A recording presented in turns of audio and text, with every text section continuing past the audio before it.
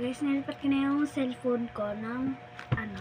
So, yung tuktungan ko kanina, yung lagyan ko kanina, is yun. Yung kahoy na yan. Ito guys. Ay, yung kahoy na yan. Tapos, ito naman yung aking lagyan ngayon. So, yan. Nag-review na ako ng Pilipino. Stress talaga ako. Hirap pa. Bantayan nyo mag-review. So, girl, may part 3 pa to. Kasi ang daldal ko.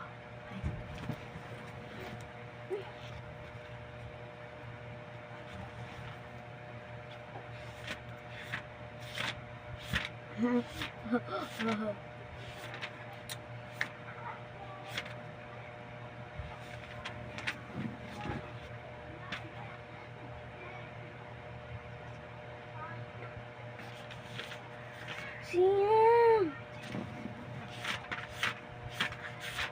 Kat dito, hanapin natin yung first quarter. Second quarter pala. Second quarter.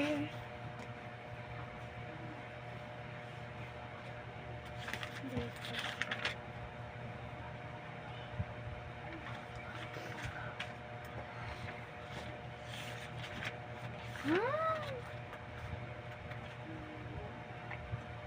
Wala, hindi ko na alam mga sinusuot, guys.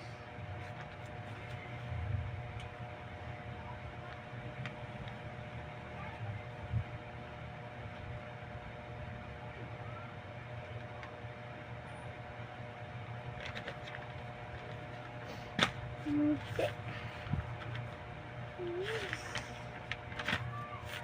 Hindi ito. So, wait lang. Dito yun. Dito.